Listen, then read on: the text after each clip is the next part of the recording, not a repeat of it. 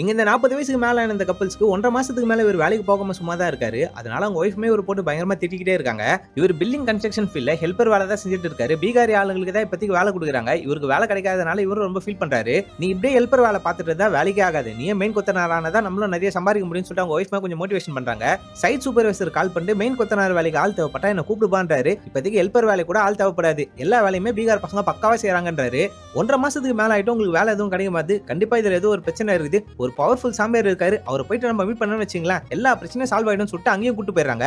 சாமிஜி ஒரு முக்கியமான பூஜையில இருக்கார். ஒரு 12 மணி நேரம் கழிச்சு உங்களால வந்து பார்க்க முடியுமா? 5 நிமிஷம் டைம் தரேன், அதுக்குள்ள சாமியார் வந்தா ஓகே, அப்படிலாம் பக்கத்து தெருவுக்கு நான் போயிடுவேன்றாங்க.